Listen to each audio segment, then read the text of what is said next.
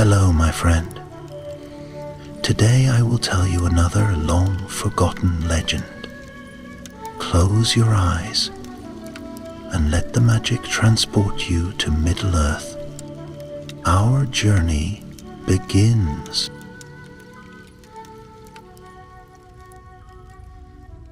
In a quiet corner of Middle-earth, far from the high towers of the elves and the deep halls of the dwarves, nestled between whispering woods and gentle hills, stood a crooked little house. It was woven into the edge of the great forest of Mirkwood, though the trees here were friendlier and the shadows lighter. This was Roscommon, the home of Radagast the Brown. Radagast was no common man. He was a wizard, one of the Astari, sent from across the seas in ancient days. Yet unlike his kindred who sought counsels with kings and kept the company of warriors, Radagast cared for the birds and beasts. He spoke to the owls in their own tongue, healed sick foxes with whispered charms, and brewed honeyed tea for hedgehogs who had wandered too far from their burrows. The sun had always risen faithfully over Roscommon, casting golden rays upon the mossy roof and waking Radagast with warmth on his brow. But one morning, this morning, there was no golden light, no bird song, no warmth. Radagast opened his eyes to a chill in the air and a stillness in his bones. He blinked and shuffled to the round window.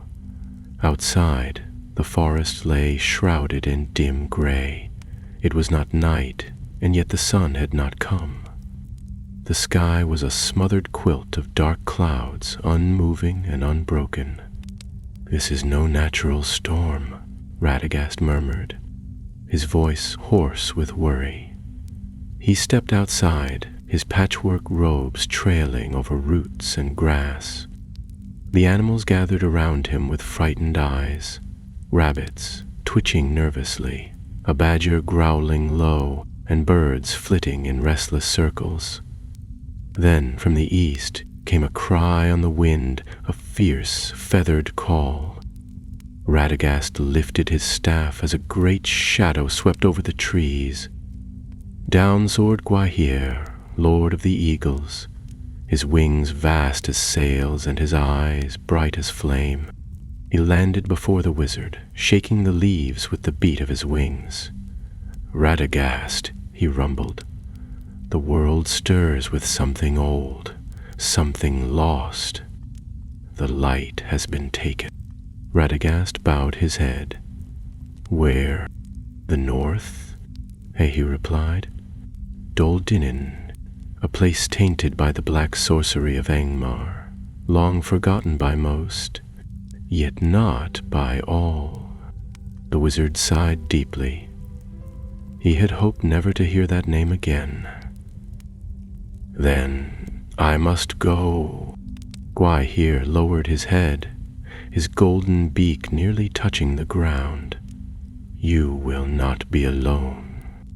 "I seldom am," Radagast said with a faint smile, as a small squirrel scurried up his sleeve and perched upon his shoulder. "This is Bristle. He is braver than most." That night, Radagast made ready. He packed herbs, scrolls, a few apples, and an old wooden flute. Bristle clung to his hood, chittering in quiet excitement. As they set off beneath the darkened sky, Radagast looked back at Roscommon. "If I do not return," he whispered to the trees, "keep watch until the sun returns." Their path led them northward, into lands grown colder and stranger. On the second day of travel, as they crossed a broken stream where even the water seemed dull, they met a shadowed figure cloaked in green and gray. "Halt," said the man, stepping forward with hand on hilt. "Few travel this way, and fewer with beasts for company." Radagast raised his hand in peace. "Then count us as fools or friends." "I am Radagast the Brown." The man's eyes widened slightly. "A wizard? Strange days indeed. I am Elric, Ranger of the North. And you walk alone? For now. But I follow tales of darkness from Daldin. Some say the dead whisper there. Others say roots move when none are near. Then we are bound by the same cause, Radagast said. Elric nodded slowly. Very well. I'll walk beside you, if you'll have me. And so the three of them pressed onward, wizard, ranger, and squirrel, into lands where the trees stood twisted and the light never changed. Each day the sun failed to rise. The air grew thick with silence, as though the world were holding its breath. One night, as they camped beneath a leaning oak, Radagast sat with his flute in hand, staring into the cold embers of their fire. I have heard whispers, he said to Elric, of Entwives lost in ages past, creatures of root and leaf, once gentle, now silent. Some say they were taken, others believe they went away and became something else. Elric frowned. You think one of them is behind this? Radagast did not answer, but Bristle squeaked sharply, his little paws clutching the wizard's sleeve. The next morning, they reached the edge of a forgotten wood, gray and lifeless, yet ancient in its silence. The trees here were tall, but their bark was as stone, and their branches creaked without wind. Radagast halted. Daldinen lies beyond this wood. Whatever darkness waits for us, we are near. Elric tightened his grip on his blade. Then let us face it, before the world forgets the sun entirely. And with that, they stepped into the dead wood, where the light was no more than a ghost, and every branch seemed to whisper secrets best left buried. The forest beyond the stream was unlike any Elric had ever seen. Though he was a ranger and the wild was his home, there was something in these trees that troubled him. They were tall and ancient, yes, but twisted. Their bark had hardened into something gray and brittle, like dried bone. No leaves clung to the branches, though the season had not yet turned to winter. The trunks stood unnaturally close together, leaning toward one another as if conspiring in silence. The deeper they walked, the more the world seemed to change. There was no birdsong here. No wind stirred the dead leaves. Even the light, the dim, unmoving twilight that had taken the sky, felt weaker in this place. Radagast moved carefully, muttering to himself in an old tongue, touching bark and stone with the end of his staff. Bristle sat motionless in his hood, his tiny nose twitching at every sound, though there were few. Elric said nothing, but his hand never left the hilt of his sword. After some time, the path opened slightly, revealing a low hollow between the roots of a massive tree. It wasn't a clearing in the ordinary sense. There were no flowers, no sunbeams, no warmth, but an empty place, barren and cold, with broken stones and moss-covered ruins half sunken in the earth. A single ancient arch of black stone still stood, its surface carved with faint runes worn by time. This was once a watch station of the northern kingdom, Elric said quietly, long before Angmar came, before the world grew darker.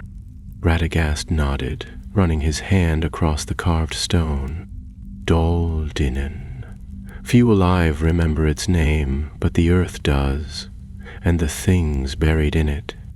A sound stirred then, soft at first, a rustling, barely more than a whisper, but not the wind. The three companions turned at once, eyes scanning the tree line. From between the trunks, something moved. A vine slithered along the ground like a serpent, then another, then roots, gnarled and black, rising slowly from the forest floor and curling like fingers. Elric, Radagast said sharply, draw your blade. Do not strike unless I tell you. But be ready." The ranger obeyed, steel singing softly as it left its sheath. Bristle crouched low in the wizard's hood, fur bristling, eyes wide. The vines drew closer, coiling but not yet attacking. They formed a circle around the old ruin, then halted as if waiting. And then, from the center of the hollow, rose a figure. At first glance, it might have been mistaken for a woman, tall and willowy, her hair trailing like vines, her limbs covered in bark and moss. But her face, if it could be called that, was long and hollow, like a mask carved from dead wood. Her eyes glowed faintly with a pale greenish light.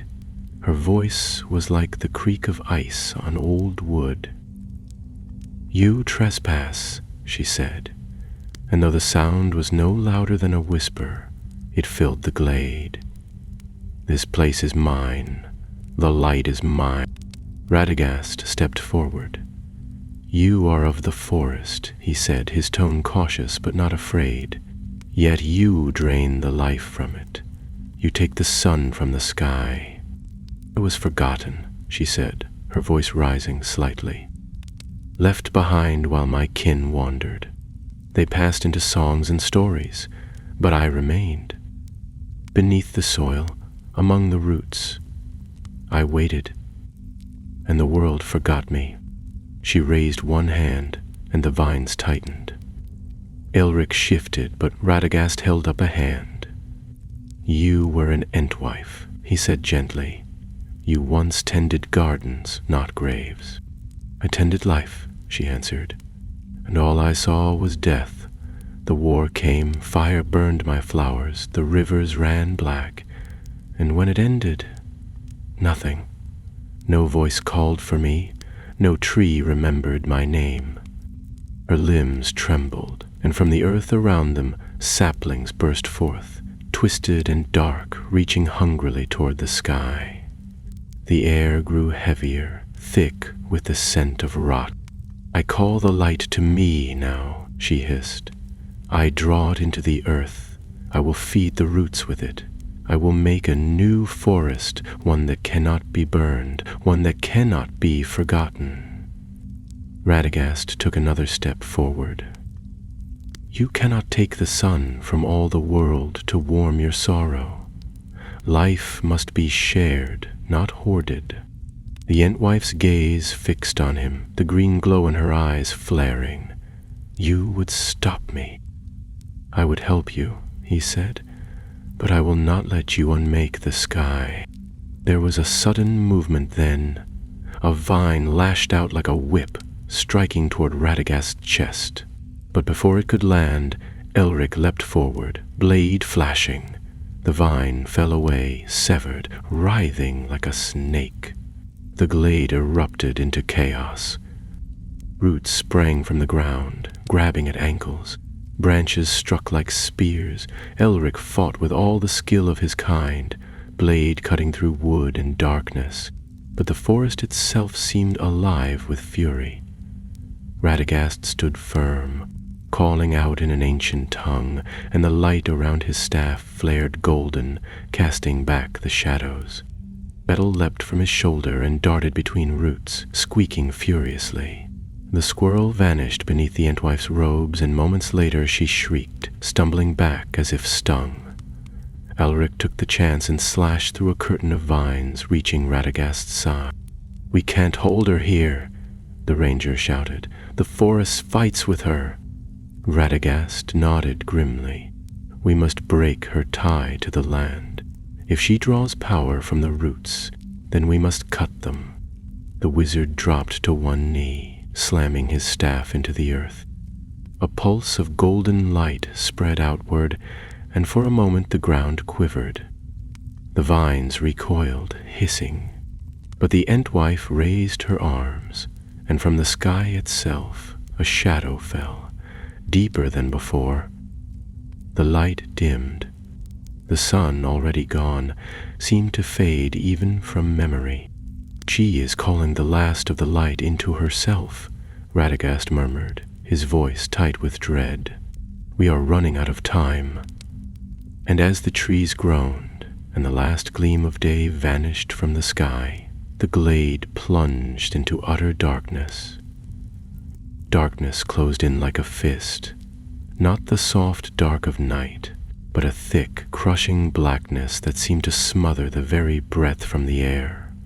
Even Elric, who had walked beneath clouded skies and through moonless forests, had never known such an absence of light. His sword gleamed faintly from the magic of Radagast's staff, but it was as if the glow struggled to exist, flickering in and out like a dying ember.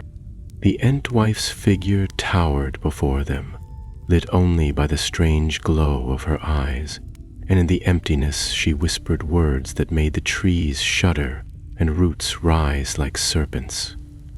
All around them the land groaned, stones cracked, the earth split, and the trees bent inward as though bowing to some terrible queen. "She's pulling the light beneath the earth," Radagast said, steadying himself with his staff, feeding it into the roots, into the bones of the world. Elric gritted his teeth, slashing at a creeping vine that slithered too close. "Then we need to cut deeper.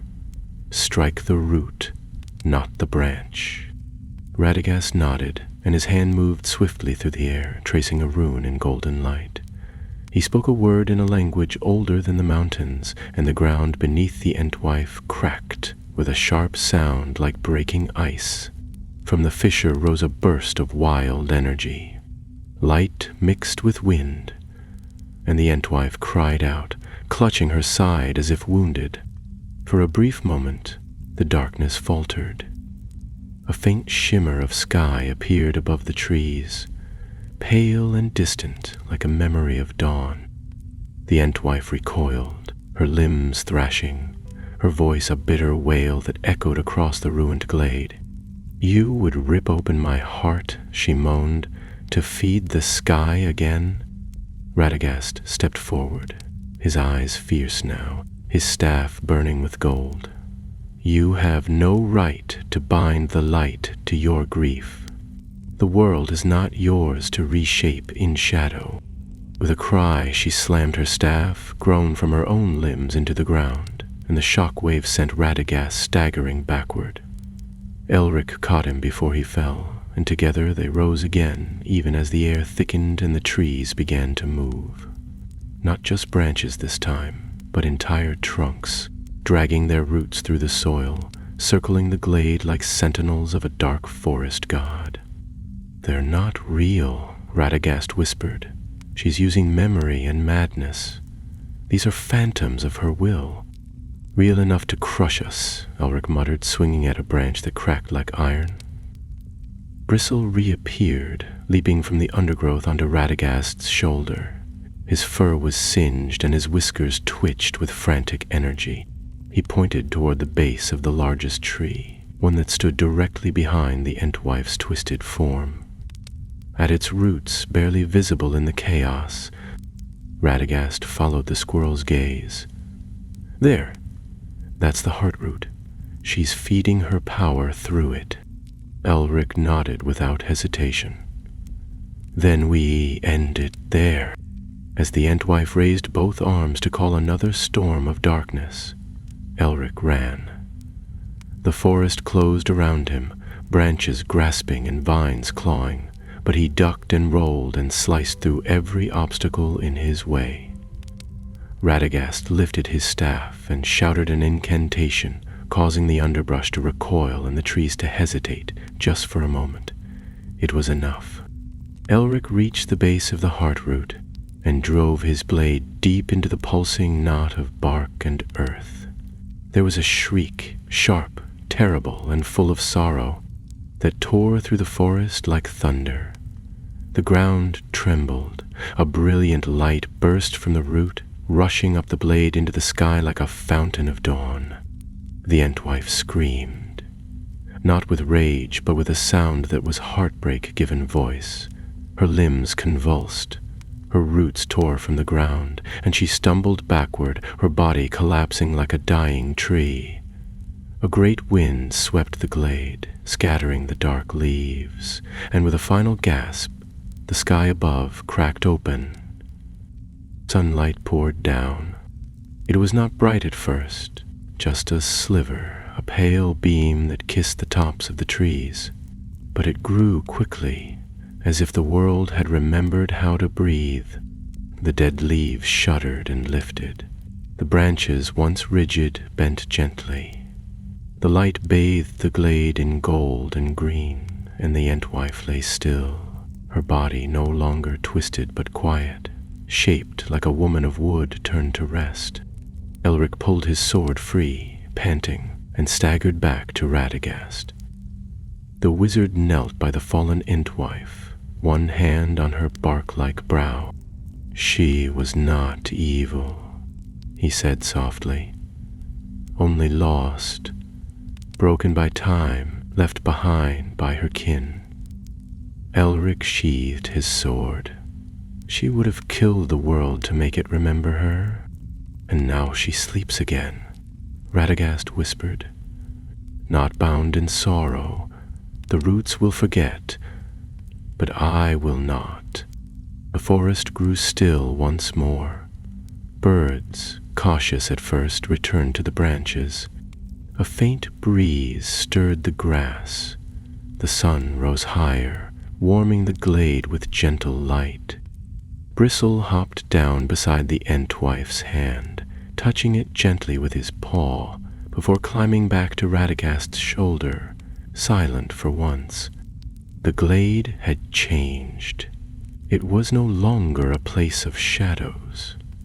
The runes on the ancient stone shone faintly, and from the broken earth, small green shoots had begun to sprout. "We should go," Elric said, glancing toward the lightening sky, "before the forest remembers its old anger." Radagast nodded and rose, his eyes never leaving the Entwife. "She will not rise again, not in this age." They turned from the glade and walked slowly through the forest, the trees now silent, but no longer hostile. When they emerged on the far side, sunlight greeted them, soft and clean, filtering through leaves that trembled with life. And for the first time in many days, the sun had returned. The forest behind them faded into memory as Radagast and Elric walked southward, their pace slow, their hearts heavy despite the return of the sun. The trees, now bathed in pale light, had softened their forms. Shadows still lingered between their roots, but they no longer reached like claws. Bristle, quiet and watchful, sat tucked into Radagast's hood, no longer twitching or chirping as he had in brighter days. There was peace now, yes, but the kind of peace that follows after fire. Smoke still in the air, and ashes underfoot. They walked for hours before the weight of silence finally broke. Elric, brushing the dried sap from his blade with a scrap of cloth, cast a glance at the wizard. "That wasn't the first time you've seen something like her, was it?" Radagast gave a small, tired smile. "Not quite like her, no. But I have seen many things warped by time and loneliness. The world does not always forget kindly." "She would have killed half the earth to bring back a memory," Elric muttered. "And still," said Radagast, looking up at the sky through the trees, "there was grief in her, a grief that should not be dismissed. There's a difference between evil and despair." They stopped near a brook that tumbled quietly over rocks, its water fresh and cold. Elric refilled his flask and sat on a flat stone, his long cloak spreading behind him. Radagast knelt beside the stream, whispering softly as he poured a drop of honey from a small vial into the current. Bristle climbed down and lapped at the water, his tail flicking in appreciation. "What was that?" Elric asked, watching the honey dissolve. "A gift," Radagast replied, "for the stream, for the creatures that suffered when the light was gone." Little things should not pay the price for great sorrows. Elric nodded slowly. There are too many great sorrows in this world, and not enough wizards handing out honey. Radagast chuckled, the sound low and rough from travel. Indeed, if there were, perhaps things would be better. He straightened slowly, joints creaking beneath his robes. We're not far from the southern edge. Another day's walk, if we move with purpose.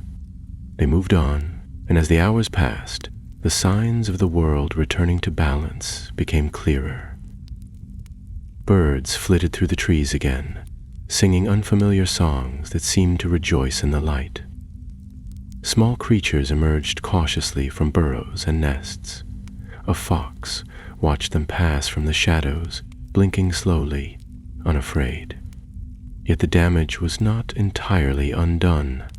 Here and there, trees remained blackened, their bark split and their roots exposed.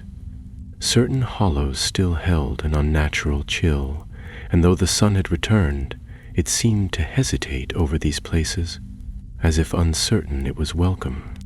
That night, they camped beneath an old beech tree whose silver bark glowed in the moonlight. Elric set a modest fire, while Radagast brewed a tea of crushed leaves and wild thyme, stirring it with a crooked twig.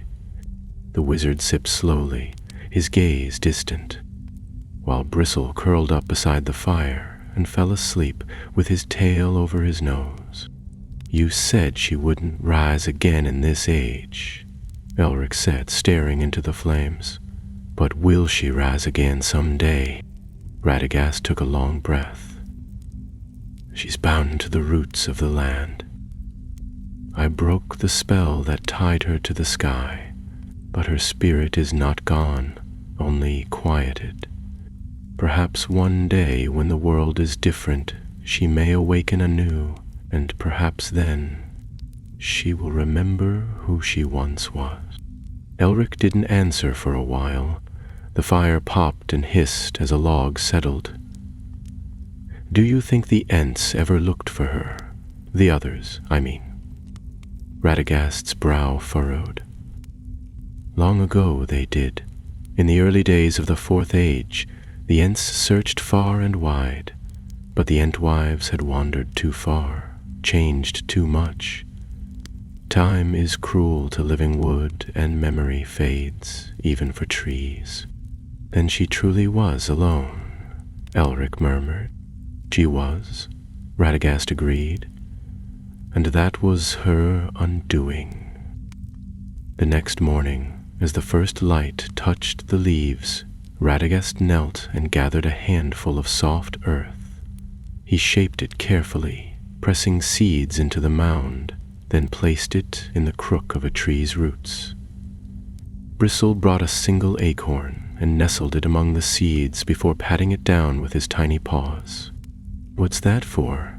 Elric asked. A grave, Radagast said softly, and a hope for the forest to remember her kindly. They continued southward, and by late afternoon they crested a small rise and saw the familiar path leading toward Rosgobel. Smoke curled from the crooked chimney. Birds gathered on the roof. Flowers had opened again in the garden, as if they too had been waiting for the sun's return. Radagast stopped and looked back one last time. The distant hills of the north were still there, quiet beneath the clear sky. Elric followed his gaze, and after a moment offered a slight bow. My thanks, Master Radagast. I would not have survived that forest without you.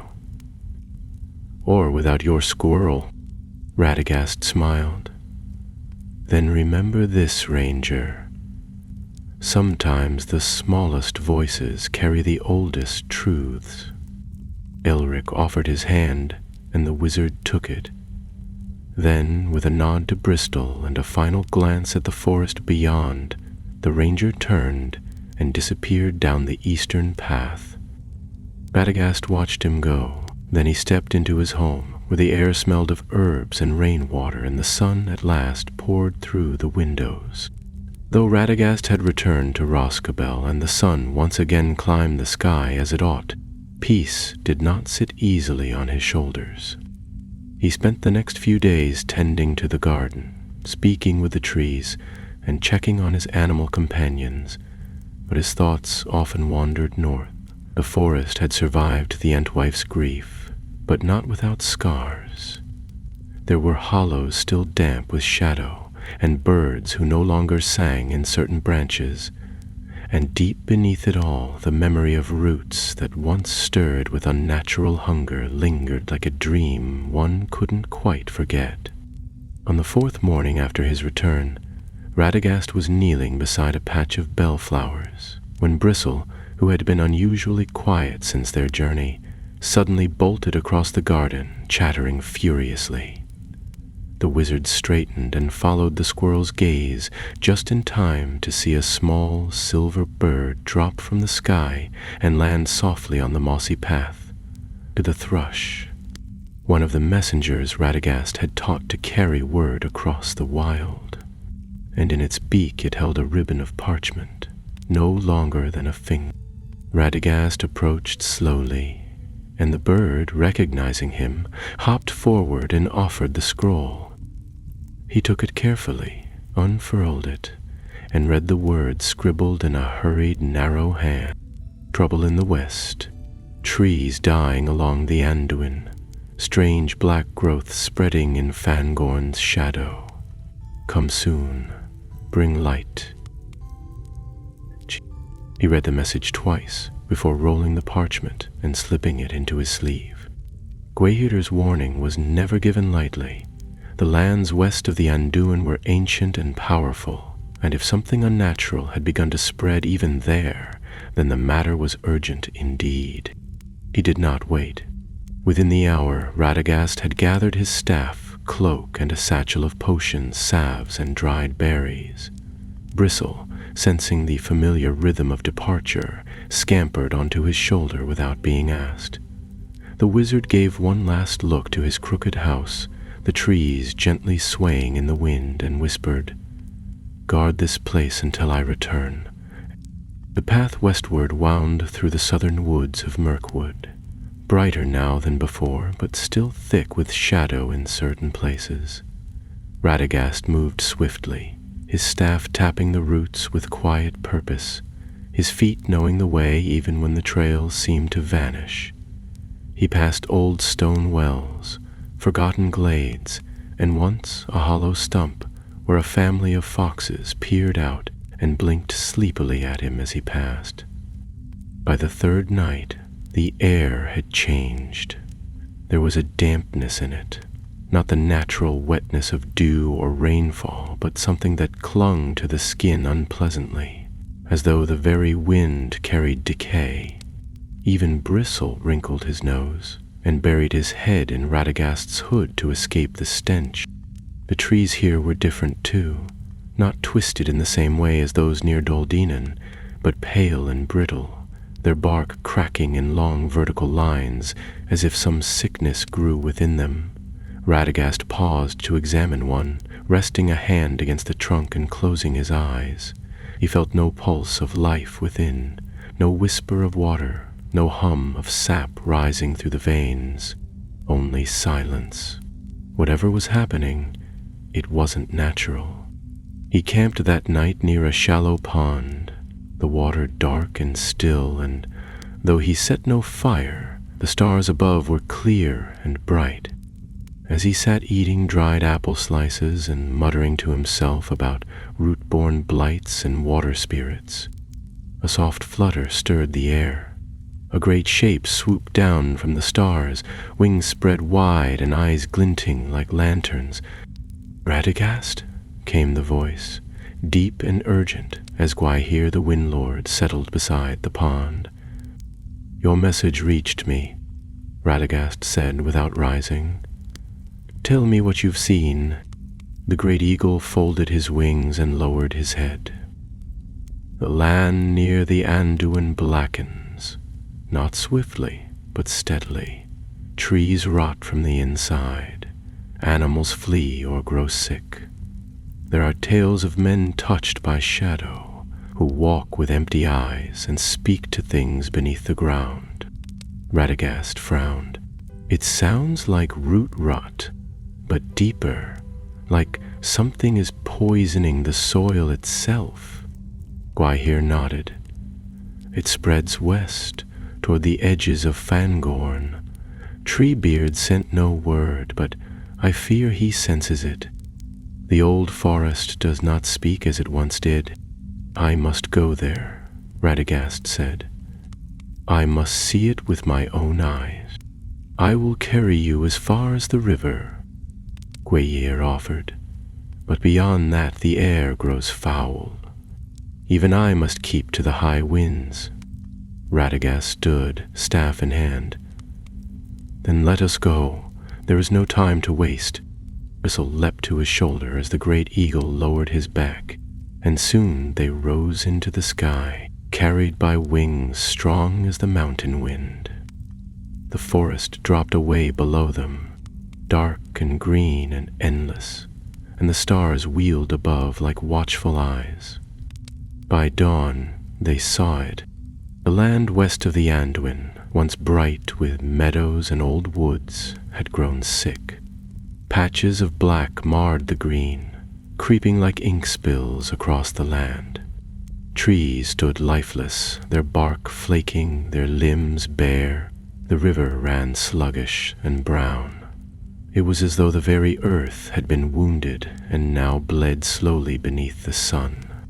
Gwaihir wheeled once above the corrupted land before descending toward a rocky hill just beyond the worst of it. Radagast and Bristle dismounted, and the eagle gave a final warning. Tread carefully. There are things beneath the soil that do not sleep. Then he rose and vanished into the clouds, leaving Radagast alone on the hilltop with the wind in his robes and the stench of rot on the breeze. The wizard surveyed the land below, his eyes narrowing. He had faced shadows before. Wraiths, cursed stones, spirits of the wild, but this was something older, something patient. It didn't rage or burn. It crept, slowly and quietly, and perhaps that made it worse. He descended the hill without fear, his staff lighting faintly at the tip, casting a soft circle of warmth ahead of him. Bristle clung tight, alert, his eyes darting between the trees.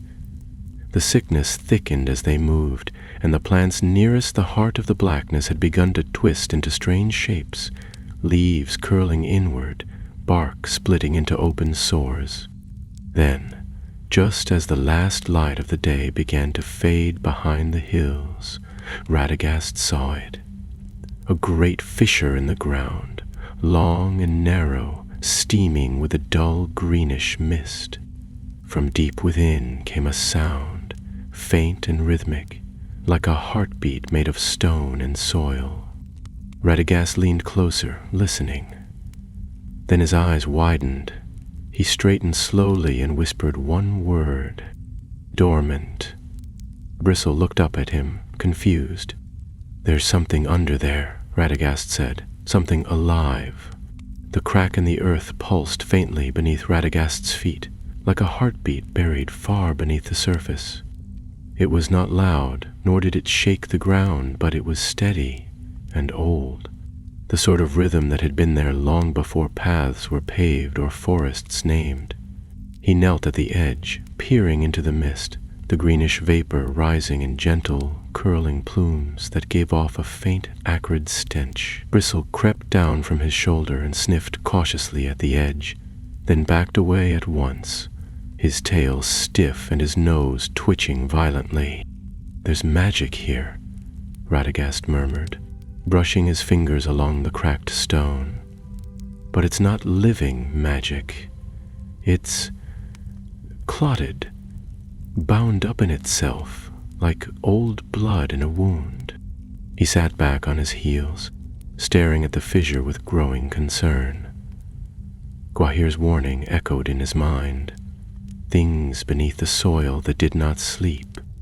But this wasn't a creature resting after battle or a beast hiding in the dark. This felt like something waiting. Something planted, as a seed is planted, not to grow, but to consume. Radagast rose and turned his gaze to the forest beyond. What had once been a vibrant stretch of wildwood now stood in desolation. The trees there were grayed and still, not with the stillness of rest, but of ruin. Beneath their canopies, black moss clung to the bark like scabs.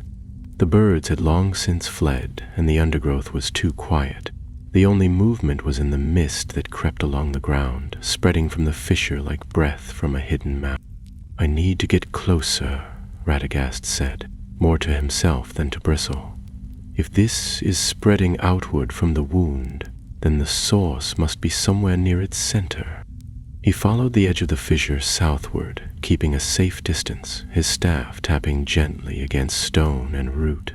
As he walked, he began to notice patterns, strange markings in the ground, not made by tools or hands, but shaped by the way the plants had died.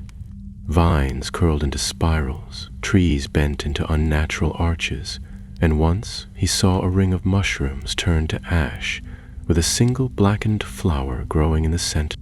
"There's thought behind this," he muttered. "This isn't the chaos of nature. It's shaped, directed." By mid-morning the next day, after camping in a hollow surrounded by pale stone where even the grass refused to grow, he reached a rise in the ground that overlooked a depression in the earth. What he saw there made him stop at once. A grove lay below, or what had once been a grove. Now it was a circle of rot.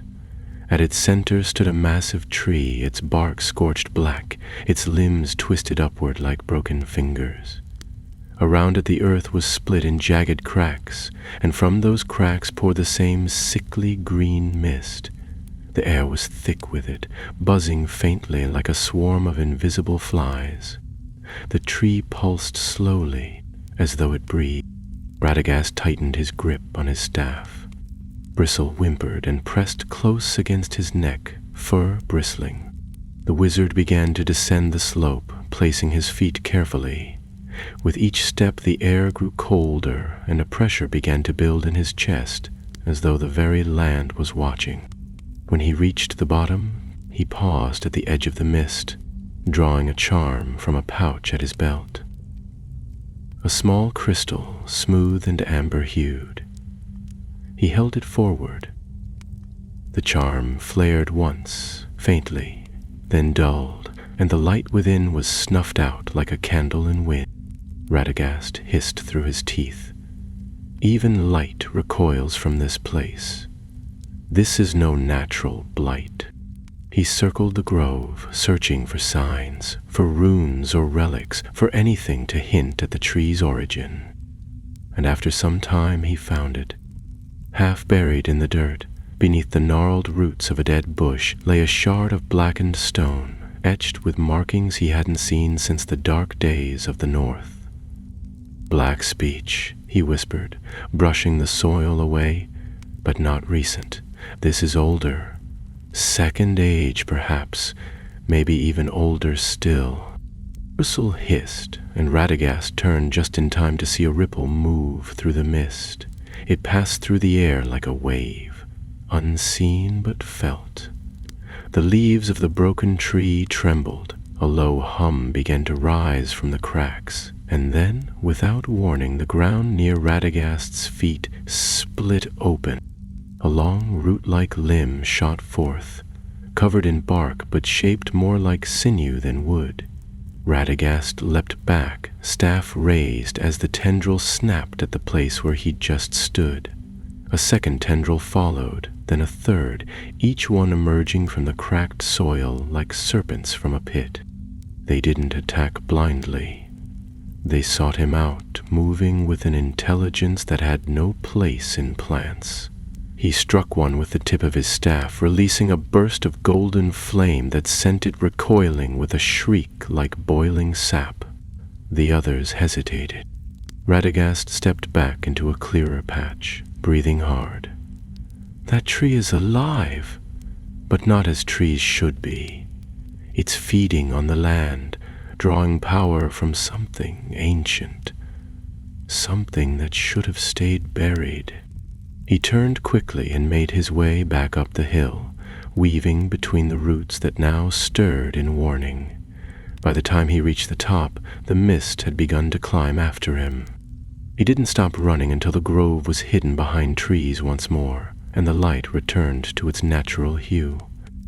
Only then did he rest, leaning against a fallen log, while Bristle huffed indignantly from his shoulder. "Right," Radagast said, wiping his brow.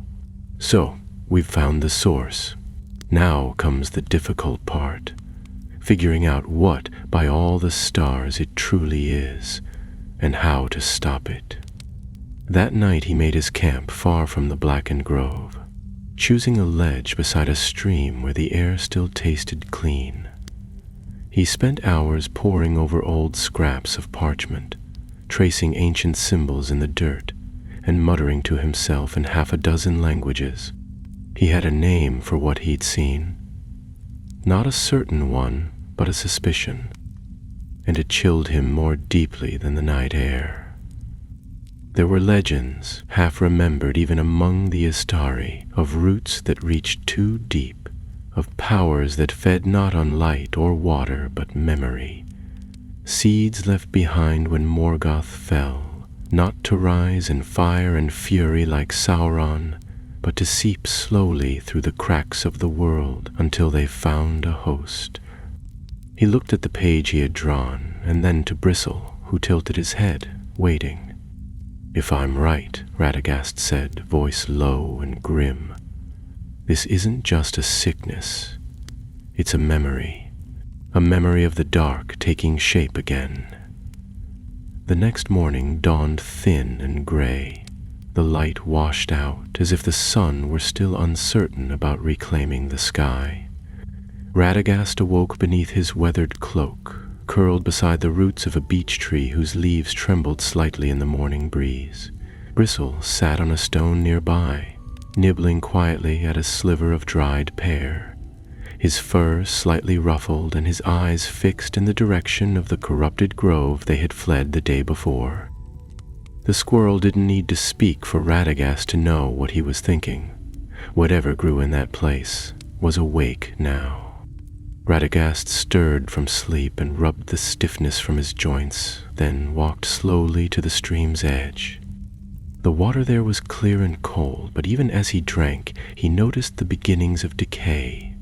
A mossy rock on the far bank had started to blacken at the edges. A dragonfly hovered above the surface, moving sluggishly before dipping too low and vanishing beneath the ripples, as if pulled under by something unseen. He stood and faced the forest once more, the map of the land unfolding in his thoughts. He could not face this creeping darkness alone. If his suspicions were right, if what he had seen truly was a memory of Morgoth taking root again, then it would spread slowly but relentlessly, like poison spilled into a spring. It would not conquer by force of arms, but by patience, by silence, "I'll need help," he muttered, brushing his hands on his robe as Bristle hopped up onto his shoulder. "And not just from birds or beasts this time. This may call for an old ally." He turned westward toward the edge of Fangorn Forest, where the oldest trees still stood, and where time flowed strangely, as if the land itself remembered the first age. Treebeard, the eldest of the Ents, might know what such a root could be. If any creature still living had the memory to recognize this threat, it was him. The path to Fangorn was not long, but it passed through regions grown quiet and dim. As they walked, Radagast noticed the subtle shift in the air, less the thick poison of the grove, but more like an echo of silence, the sort that comes when a place has grown afraid. Rabbits no longer darted through the brush. Owls perched motionless in the branches, eyes wide, watching but not speaking. The whole forest seemed to be listening to something distant and terrible. By the time the trees began to grow larger and the moss thicker underfoot, Radagast knew they had entered the outer edge of Fangorn. He stopped by a stone where the lichen grew in long, silvery strands and set down his staff, closing his eyes and placing both hands against the bark of a nearby tree. He did not speak aloud. Instead, he opened his mind the way only a wizard could, gently, like lifting the lid of a sleeping hive, and sent his thought along the veins of the earth. "I come in peace," he whispered within the silence. "I am Radagast the Brown, friend of the forest.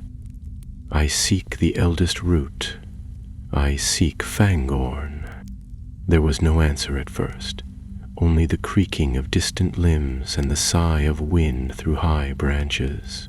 Then the moss beneath his hands stirred slightly, and a low rumble vibrated through the soil, so faint it was more felt than heard. He stood still, patient, as the ancient presence moved beneath the ground, slow and thoughtful. Then, without warning, the trees ahead shifted. A tall, bark-skinned figure stepped between the trunks, taller than a man by half again, with limbs like knotted branches and a beard of clearing lichen. His eyes were deep-set and golden brown, and when he spoke, it was as if the forest itself were clearing its throat. "Whom, Radagast?" came the deep, rolling voice. "It has been many seasons since you last walked here." Radagast bowed his head slightly. "Treebeard, I come with ill news." Treebeard's gaze was steady. "The forest has felt it. Something grows in the west, something old. The roots do not drink clean water." Radagast nodded. "There is a tree that should not be, a great blackened thing fed by a wound in the earth.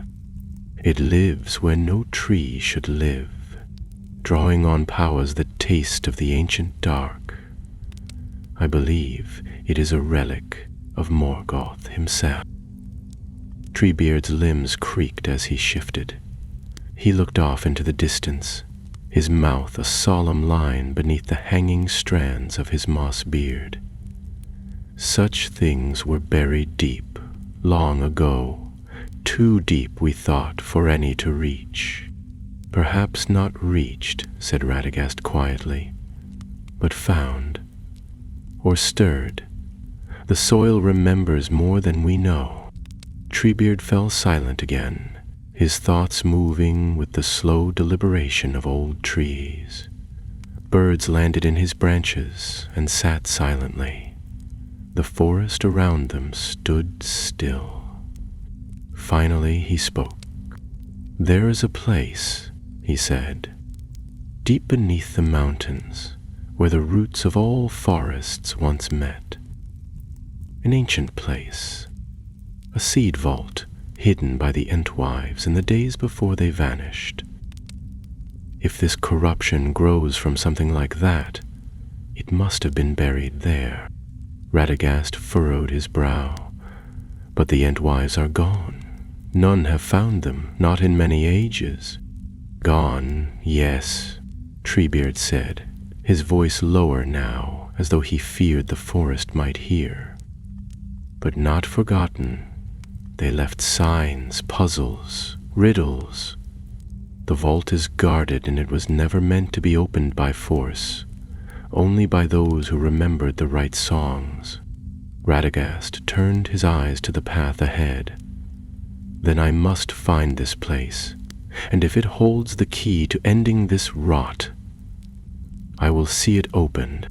Treebeard placed a great hand upon the earth, fingers digging gently into the moss. "The path lies through shadow. Many roots guard secrets that do not wish to be known. and not all songs are safe to sing. I will take that risk, said Radagast, drawing his cloak tighter about him. The world is worth it. Treebeard leaned forward slightly.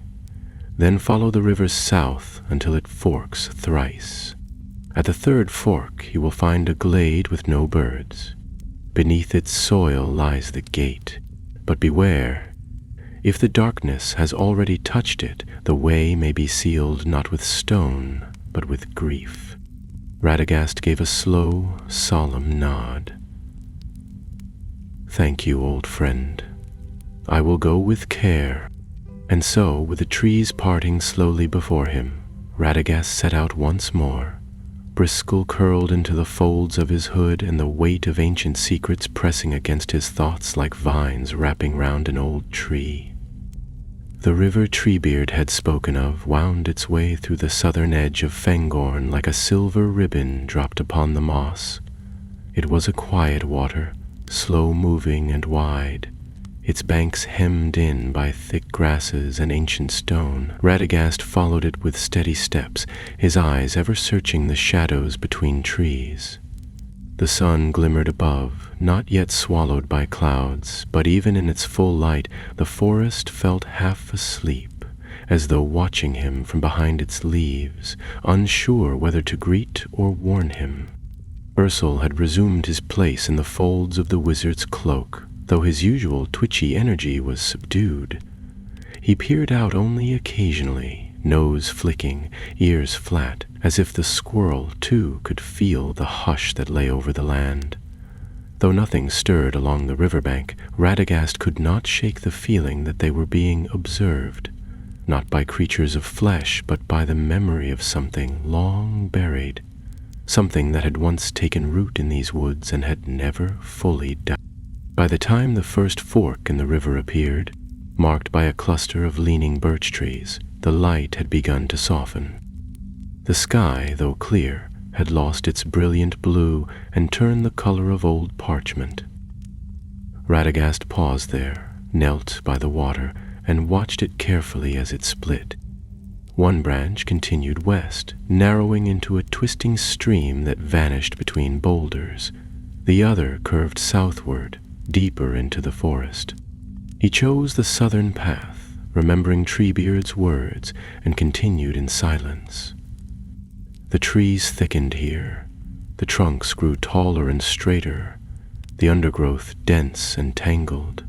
Vines hung like curtains, and the air held a faint sweetness, the kind that comes before decay.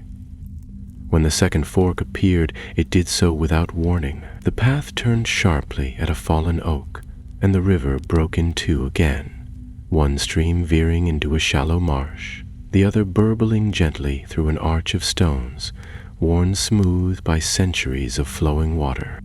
Radagast stopped, brow furrowed, and reached into his satchel for a smooth disc of bark carved with tiny markings. He held it to the light, then turned to Bristle. "One more," he said quietly. "If the third fork lies ahead, we're near the gate." They walked for another hour before they found it.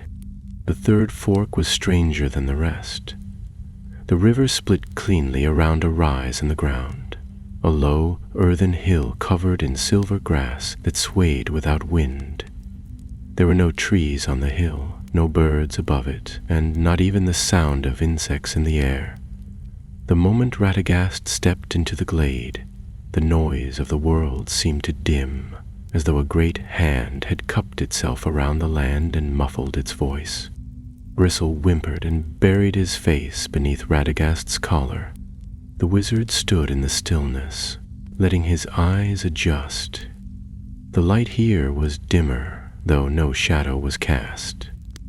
Then he saw it, a faint line in the earth, barely visible beneath the grass. It was circular, surrounding the hill like the mark left by a forgotten ring. Radagast moved toward it, brushing the grass aside with his staff until he reached what he sought, a stone carved with symbols half sunken into the soil. It bore the mark of the Entwives, stylized leaves woven with spirals, a script written in the old tongue of Yavanna's garden. Radagast crouched beside it and ran his fingers over the lines, murmuring the words as he read. The meaning was subtle, layered with metaphor, but the message was clear. This place is guarded by remembrance. Only by those who carry the old songs shall the gate be shown. Radagast sat back on his heels and reached for the small wooden flute bound at his side. He had not played it in years, not for song at least, but he remembered the old tune. It was not of elves or men, but something older, something sung by the trees themselves when the world was young.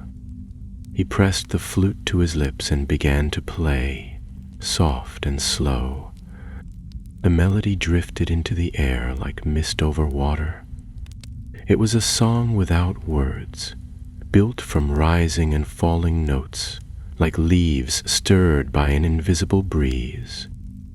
As he played, the grass around the stone began to shift. The earth hummed beneath him. Then, with a low groan like roots stretching in the dark, the hill stirred. A seam opened in the ground, silent, steady, and a passage revealed itself beneath the hill, stone steps descending into deep shadow. A scent rose from below, not foul, but old, damp with the weight of centuries. Radagast lowered the flute, breath slow, heart beating harder than he liked to admit. "Well," he said, glancing at Bristle, who looked rather unimpressed for a creature that had just watched the earth open itself. "There's our gate." Torchlight bloomed at the end of his staff as they stepped down into the earth. The stone beneath their feet was smooth and dry, the walls lined with carvings, leaves, vines, blossoms, all stylized in the manner of the Entwives. The further they descended, the quieter the world became. It was not silence exactly, but a stillness that felt complete, as though this place had been sealed away not only from the land above, but from time itself. They reached the bottom of the stair and stepped into a chamber carved from the roots of the world. Great wooden pillars, twisted and petrified, rose to meet a ceiling lost in shadow. Between them stood ancient urns, empty and dusted with centuries. Radagast moved slowly, brushing cobwebs aside, careful not to disturb anything he did not need to. At the center of the chamber stood an altar, simple, rectangular, and carved with more of the Entwives' script. Upon it lay a seed, dark as obsidian, round and perfectly smooth, its surface faintly pulsing with inner light. Radagast approached it cautiously. Bristle climbed down his arm and sniffed at the edge of the altar, but immediately recoiled, eyes wide and ears flattened. The wizard reached out, but did not touch the seed. Instead, he whispered to it. "What's there reports about? Good song." "What are you?" asked Hagridin. For a moment, nothing happened. Then the pulsing slowed, the light within dimmed, and in the stillness that followed, a voice spoke. Not aloud, but in Radagast's mind, deep and slow and sorrowful. "I am the root of remembrance. I am the last gift of the Entwives. I am the key and the lock." Radagast felt his breath catch.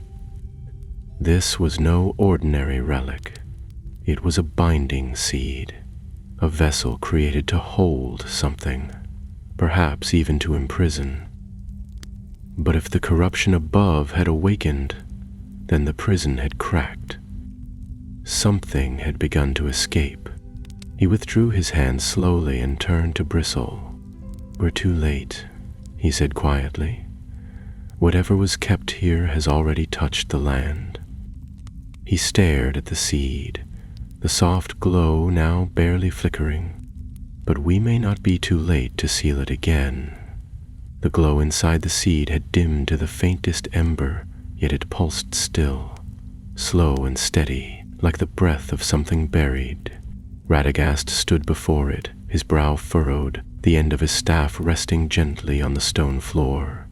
He had seen powerful artifacts before, rings wrought by forgotten kings, bones etched with runes, even stones that remembered the songs of elves long vanished, but never anything like this. This was not made to wield power, but to contain it, and what it now held, or failed to, was slipping through the cracks. He circled the altar slowly, muttering to himself, occasionally pausing to trace the runes carved into the base. They were older than anything he had studied in his youth, the script of the Entwives, filled with poetic metaphors and strange turns of meaning. They did not name what the seed held, only that it had been placed here as a sorrow that must not be mourned aloud, a gift wrapped in silence, meant to be forgotten but never unearthed. Bristle, who had crept closer again, sat rigid on the edge of the altar, watching the seed with twitching whiskers and wide, unblinking eyes. Every few moments he would look at Radagast, then back at the seed, and chitter nervously, as if trying to say something he couldn't quite shape into sound. Radagast finally stopped in front of the altar once more, folded his hands behind his back, and stared down at the seed. If the corruption above ground has already taken root, then the binding here must have weakened, which means either something has broken the seal, or something inside it has begun to wake. He glanced at the runes again, then moved to the side of the chamber, where a recess in the wall held an aged shelf carved from petrified wood. On it sat 3 objects: a clay bowl with golden inlays, a carved branch wrapped in silk, and a small, pale stone shaped like a closed flower. Radagast picked up the stone first. It was warm to the touch, and hummed softly with old enchantment, the kind that hadn't been spoken aloud in hundreds of years. He turned it slowly in his palm. "Theists were meant to keep the seal in place," he murmured. 3 anchors to hold back the tide. He returned to the altar and placed the stone beside the seed. The pulse of the seed flickered, as if startled, then steadied. Encouraged, Radagast returned to the shelf and carefully collected the branch and the bowl. The branch felt heavier than it should, as if burdened by memories, while the bowl smelled faintly of honey and sun-warmed soil. He placed each item around the seed, forming a triangle. As he did so, the chamber darkened slightly, not with shadow, but with something deeper, as though the room itself was holding its breath. The glow of the seed brightened, pulsed twice in rapid succession, then stilled. Weapon. Radagast stepped back, lowering his staff. "If these were the anchors," he said slowly, "then something must have disturbed them, either stolen or broken, but they still respond. There's hope yet." He crouched beside the altar and rested a hand on the stone, whispering the first lines of the oldest forest song he knew. It was a tune the Ents had once taught him long ago, more rhythm than melody, a chant of growth and peace and memory. As he sang, the runes on the altar shimmered faintly. The stone bowl rattled once, and the seed trembled in its place. For a moment the chamber was filled with something like wind, though no air moved. Then all fell still. Radagast stopped singing and listened. A deep, thrumming voice stirred in the silence, not from the seed, but from the very walls. "One has touched the root. One has opened the gate." The voice faded into silence. Radagast blinked and looked down. The seed was no longer pulsing. It lay quiet and dark, as if hiding from its own voice. He straightened slowly. "So someone found their way here before me, opened the path, disturbed the balance. But why?" He He turned to Bristle, who clutched the edge of his hood with both paws. If they knew what they were doing, they wouldn't have left the seed unguarded, which means they didn't understand what they found. He turned back to the stone shelf, searching the back for anything hidden. Behind the bowl's resting place was a thin wooden panel covered in dust. Radagast lifted it free, revealing a hollow niche. Inside lay a scroll wrapped in waxed cloth. He drew it out, unrolled it on the altar, and began to read. The writing was finer than the carvings, more precise, clearly recorded by a careful hand. It spoke of a fragment of the dark power of Morgoth, not as a person or a creature, but as a memory, a consciousness severed from its master at the end of the First Age, buried deep in the world by the Entwives to keep it from rejoining any shadow that might rise again. It was not strong like Sauron, not willful like the Balrogs, but it was patient. It lived not in fire, but in soil and silence, feeding on forgotten places and abandoned grief. If left unchecked, it would seep into the roots of the world and awaken in the form of something new, something formless but vast, born from memory and sorrow. Radagast closed the scroll carefully and placed it beside the seed. This is no longer a tale of healing trees or calming spirits. This is something far more dangerous, a sliver of the ancient dark, small enough to go unnoticed, but large enough to corrupt anything that touches it. He rubbed his temple, thoughts racing. If it has begun to stir in the world above, then it must have found a host, someone or something it could use to feed itself. And if I'm right, that blackened tree in the grove is only the beginning. He turned to leave the chamber, his staff raised, the light now brighter and steadier. "We'll need to warn others," he said to Bristle, who gave a sharp squeak in agreement. "But first, we must seal the gate again, at least until the host is found." He turned back to the altar and took up the 3 anchor relics. One by one, he whispered a line of the forest song and placed them in new positions around the seed, an arrangement matching the runes etched on the scroll's margin.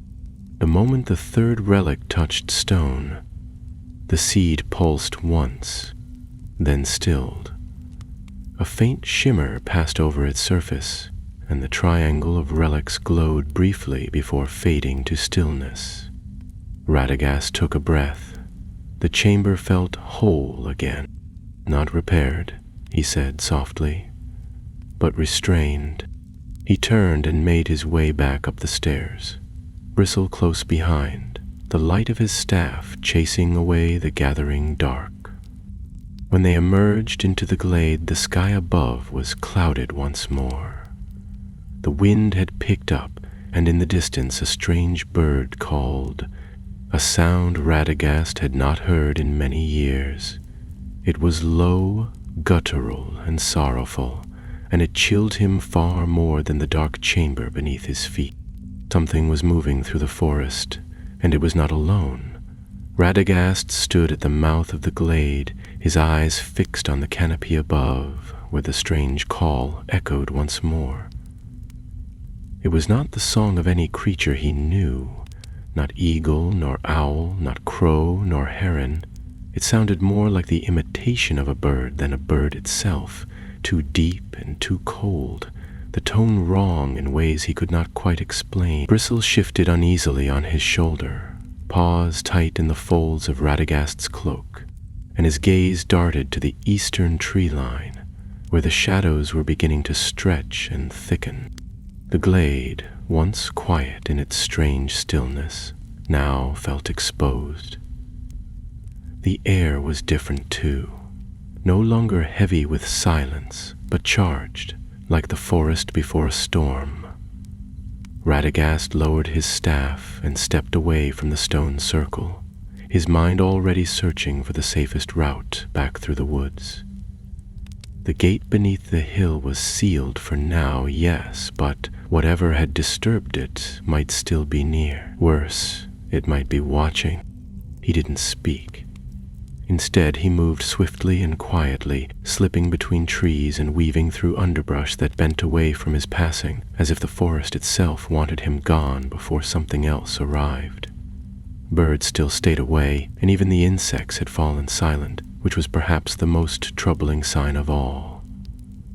The deeper laws of nature had been interrupted.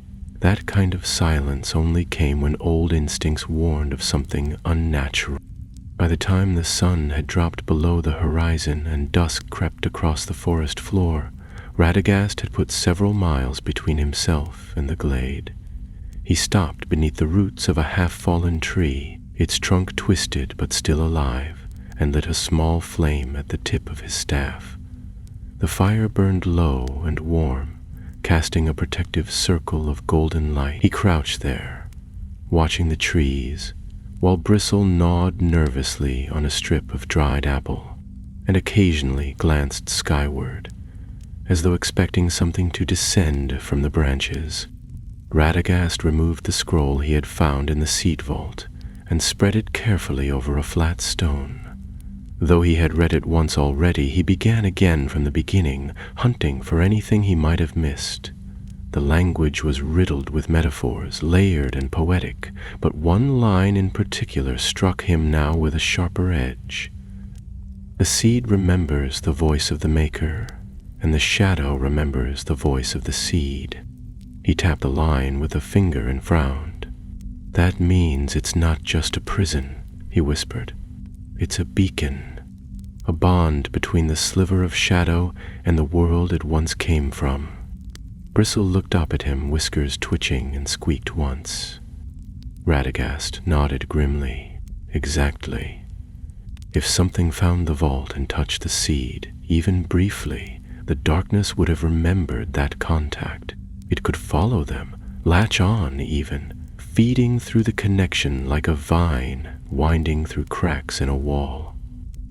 He sat back and ran a hand down his beard. So now we have two problems. One, the corruption spreading above is tied to the seed below, and two, someone or something touched that seed and is likely walking through the forest even now, carrying part of its essence with them. He did not say the rest aloud, but the thought burned in his mind. If they had done so willingly, the threat would be greater still. The fire dimmed slightly, and Radagast glanced toward the trees once more. A movement caught his eye, brief, no louder than a leaf falling, but unmistakable. A shape, tall and gaunt, gliding between the trunks, too smooth for any natural creature. He held his breath, pressing one hand against the earth to feel its hum. There it was again, like footsteps without weight, drifting through the brush with the patience of a shadow. Bristle hissed and darted into Radagast's cloak, trembling. The wizard stood slowly and reached for a pouch of crushed sage and golden petals.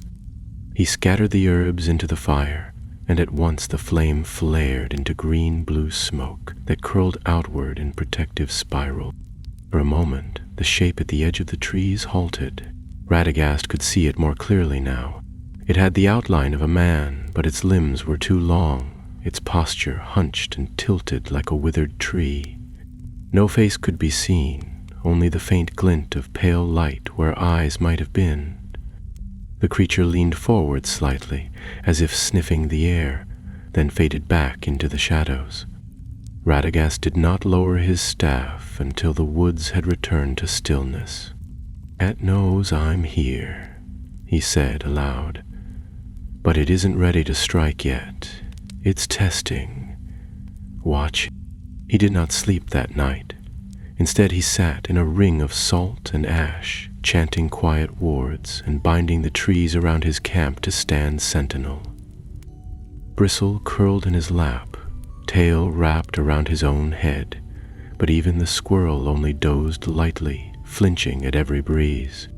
When morning came, gray and silent once more, Radagast rose at once and resumed his journey.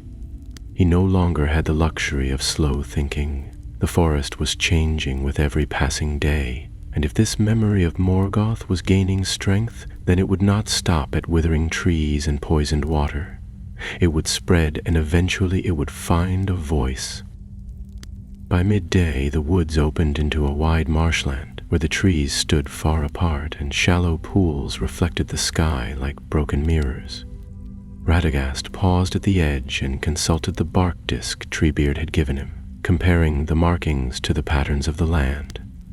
According to the runes, he was nearing a place once known as the Withered Glade, an old gathering point of the Entwives during the final years before they vanished. "Here," he whispered, kneeling beside a pool whose surface shivered despite the absence of wind. "If they left behind more than one seed vault, this is where it might be." He leaned close, scanning the water, then frowned.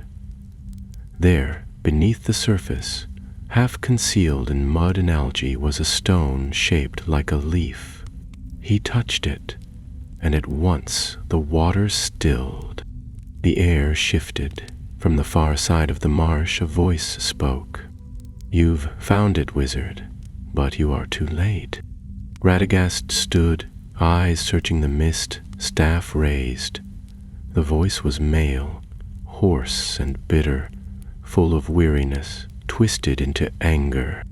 "I tried to bind it, I tried to keep it buried, but the forest would not listen." A figure stepped into view. He wore the robes of a druid, torn and stained with sap and ash. His face was lined with age, but his eyes were black, not in color but in emptiness, as though they no longer belonged to any living man. Radagast stepped forward cautiously.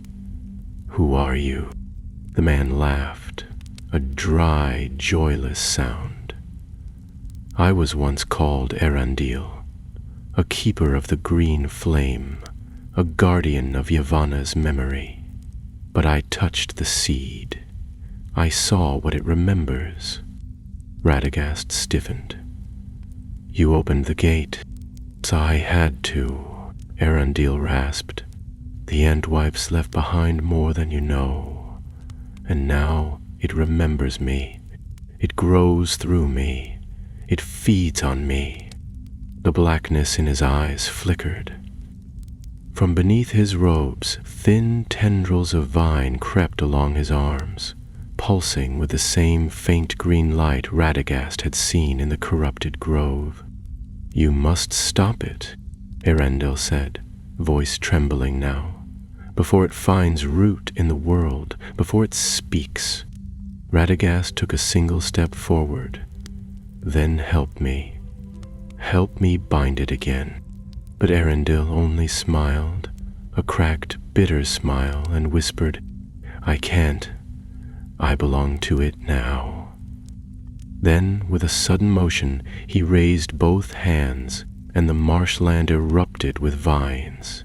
The vines came all at once, coiling from the water, bursting from the roots of trees, snapping through the air like whips. Radagast reacted instinctively, driving the tip of his staff into the ground as a circle of light flared out around him. The marsh water hissed where it met the glow, and the vines that touched the barrier recoiled with a screech, like wood splitting under frost. Bristle yelped and clung to the wizard's shoulder, eyes wide as more vines lashed toward them, some thick as ropes, others fine and fast as snakes. Radagast did not try to attack. Instead, he focused on maintaining the barrier, muttering a series of old forest words in a voice barely louder than a breath. The light from his staff flickered and held, casting long shadows across the bog. He kept one eye on Erendil, who now stood motionless in the center of the marsh, arms outstretched like a twisted tree, vines spiraling from his limbs and rooting into the ground beneath him. "I am the seed's voice now," Erendil called, and the vines writhed with renewed fury. "The shadow flows through me. The memory grows." Radagast's jaw tightened. This wasn't corruption in the usual sense, not possession nor madness alone. Erendil had become a vessel. He had opened himself to the memory held within the vault, and it had consumed what he had been. The shadow wasn't speaking through him. It was learning to speak as him. Drawing a breath, Radagast gathered his focus and raised his staff. He struck the ground 3 times in quick succession, each blow echoing louder than the last. At the third, the circle of light expanded outward with a sharp crack, forcing the vines back several paces and snapping the closest tendrils in half. The recoil sent a tremor through the marsh, and a shriek rose from the trees, high and unnatural. Erendil staggered slightly, vines retreating from his arms before surging back with a hiss. His face twisted in fury. "You would unmake me. Do you know what you threaten? This is not just rot, it is history. The world as it was, before light, before order. It remembers." Radagast took a cautious step forward, his staff still blazing. "That memory belongs to the dark Erendil. The world chose to forget it. You must let it go." "I cannot," Erendil said, and for a moment his voice faltered. "I saw it, Radagast. In the seed, the forests before the elves woke, the silence before the first fire, there was peace there, and strength. There was death," Radagast said firmly, "and despair. The silence was not peace, it was emptiness. You know that. Somewhere in you, the true Erendil still knows." The man gave a terrible cry and raised both hands again. The vines responded at once, snapping toward Radagast's feet, slithering over stones and through water, seeking any weakness in his ward. But Radagast was already moving. With a fluid motion, he swept his staff in a wide arc, casting a line of fire that hissed and crackled across the marsh. The vines withered on contact, and a path opened briefly between him and the corrupted druid. He did not hesitate. He ran. Bristle squeaked in alarm, digging his claws into Radagast's cloak as the wizard darted through the firelit path, the heat searing the edges of his robe. He closed the distance in heartbeats, reaching Erendil just as the man began to summon another wave of growth. Radagast raised his staff high and brought it down on the wet earth at Erendil's feet. A pulse of raw, golden energy shot downward, and the ground beneath them split with a sound like thunder. The vines recoiled instantly, hissing as if burned, and Erendil collapsed to his knees. The wizard knelt beside him, pressing a hand to the man's brow. "Listen to me, Erendil. You opened the gate, but you can close it again. You must. If the seed's memory takes full root, it will not stop with you." For a moment, the blackness in Erendil's eyes flickered. His lips parted, and his voice returned, trembling and thin. "I wanted to understand. I thought if I could hear the forest's oldest voice, I could protect it. But it was never just a voice, Radagast. It was a hunger." Radagast nodded, the weight of sorrow pressing hard against his chest. "Then help me bind it, while there's still time." Erendil blinked, the black fading slowly from his eyes, and he gave a shallow nod. "The seed is not whole. Part of it was planted above, in the tree, the one in the grove. It draws from that root now. To stop it, you must sever the link." Radagast gripped his staff tightly. "I'll need more than fire to do that." "You'll need song," Erendil whispered, and the moment the words left his lips, the vines surged once more. The darkness roared back into him, and his eyes went black again, mouth opening in a silent scream. Radagast leapt back just in time as the ground erupted with thorns, the air thickening with mist.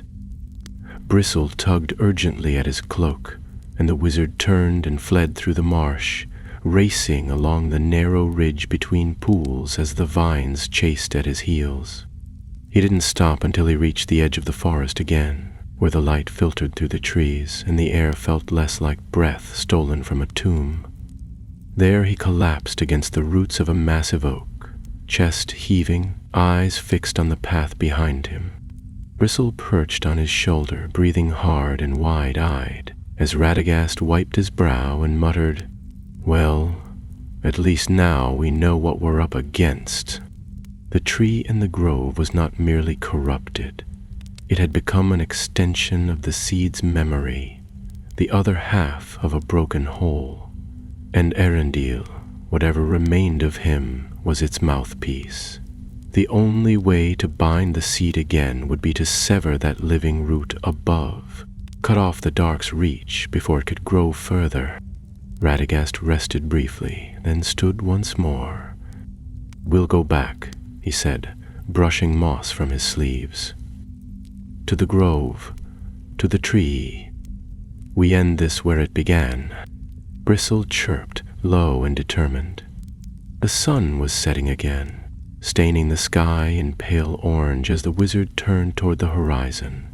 He would not wait for dawn. The shadow had already stolen enough days. Radagast moved swiftly through the trees, following trails few could see, let alone walk.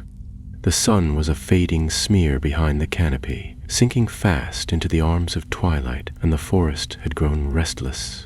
Leaves whispered without wind, branches groaned softly, not in protest, but anticipation, as though the whole wood knew something was coming and braced for it.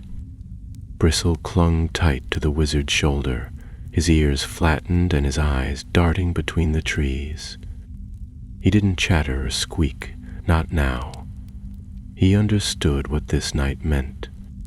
The grove was not far. Radagast had taken great care to remember its position, its curves and shadows, the scent of its soil, the weight of the air. Now, with the knowledge Arundel had given him, he understood it more clearly. The corrupted tree at its center wasn't just feeding on the land.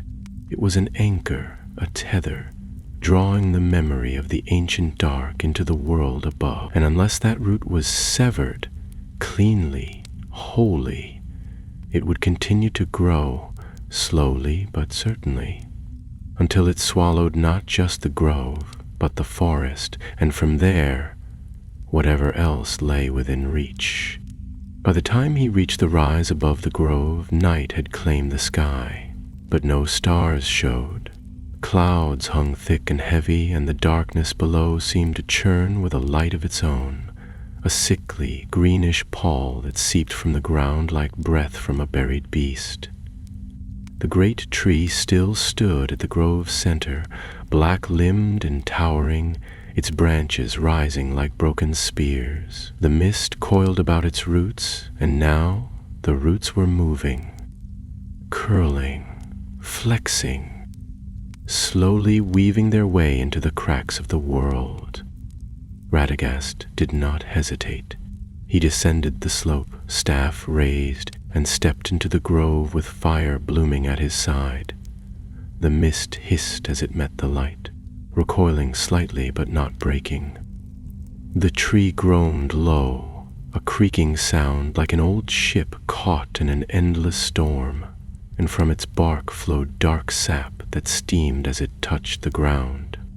He circled the tree once, chanting as he walked, whispering the ancient songs taught to him by the Ents and Entwives alike, songs of growth, of peace, of endings. The roots twitched at his words, and the sap thickened. The tree did not scream, not yet, but the ground trembled with warning. Radagast stopped at the tree's base and drove his staff into the soil. At once, golden light surged outward in concentric circles, burning away the mist and revealing the full extent of the tree's corruption. It had not grown from seed or sapling, but had sprouted full-formed, a malformed creation born from memory and malice. Its roots split stone and bone alike, and beneath it, faintly visible through the layers of earth, something pulsed. Something that looked too much like a heart. Bristle leapt from his shoulder and darted toward the exposed roots, his tiny claws flashing. He stopped before the thickest one, sniffed it, then looked back with wide, urgent eyes. The root was different from the others, thicker, darker, more alive. Radagast followed, kneeling beside it. He touched it gently, and a jolt ran up his arm, a pulse of cold that stung his chest and filled his head with half-heard whispers. "I remember," said a voice, not aloud but in his mind. "The forests before fire, the silence before song. I remember." Radagast gritted his teeth. "Then forget." He drew the 3 relics from his satchel, the stone, the bowl, the branch, and placed them in a triangle around the root. They pulsed once, faintly, but the light was weaker than before. The seed's power had grown since they had left the vault, and the tree above had fed well. The wizard stood and began the binding song, weaving words older than speech with gestures shaped by earth and air. The relics responded, glowing brighter, drawing strength from his voice, from the forest around them. Leaves rustled high above, and in the distance thunder cracked, not from storm, but from awakening. The tree shuddered. With a cry, Radagast slammed his staff down a second time. A shockwave burst through the grove, and cracks split the ground beneath the root. The relics flared in answer. The heart beneath the tree pulsed again, but this time it stuttered, its rhythm faltered. Then came a scream, not human, not animal, but something vast and ancient and wrong. The tree's branches flailed wildly, and from its trunk burst tendrils of lightless green, reaching, grasping. Radagast threw up a shield of flame, but the tendrils coiled around it, pressing in. One struck him across the side and sent him tumbling backward, landing hard against the roots. He gasped, winded, and the flame dimmed. But then Bristle darted forward, running up the branch nearest the heartroot, and bit into the wood with all his strength. The tendrils flared in sudden pain, twisting toward him, but the moment was enough. Radagast rose, eyes blazing, and shouted the final lines of the song, voice ragged, staff burning with white-hot light. The triangle of relics ignited.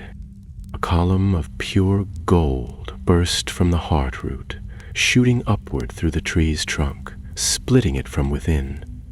The bark cracked, the limbs splintered, and the mist shrieked as it was torn away. The relics glowed so brightly they were hard to look at, and the light shot down into the earth, seeking the seed below. Radagast felt the bond forming again, stronger this time, sealed not by memory alone, but by sacrifice. There was a snap, a sound like a bough breaking, and the heartroot withered. The light faded. The tree groaned one final time, then collapsed in on itself, limbs falling to dust, bark crumbling. The roots withdrew into the soil, curling like spiders, and the earth went still. For a long time Radagast did not move. He stood in the center of the grove, staff trembling in his hand, breath slow and shallow.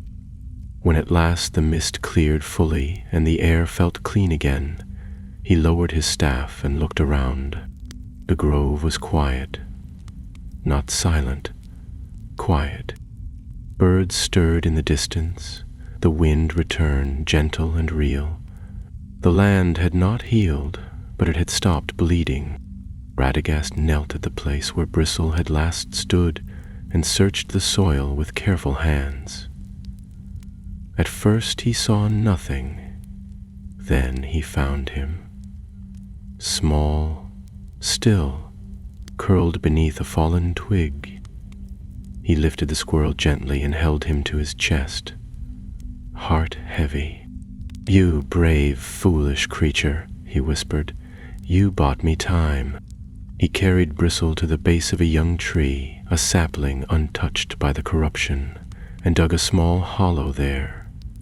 He placed the squirrel in the earth, wrapped in a scrap of cloth, and planted a single seed beside him. When it was done, he sat in the grass and watched the sky. By dawn, the sun had returned in full. The seed beneath the vault was still sealed. The memory was quiet once more, and the darkness, for now, had been turned away. Radagast rose slowly, leaning heavily on his staff, and turned toward home. He walked alone through the forest, but the birds sang again, and the trees no longer whispered of fear. The sun shone on Rosgobble once more,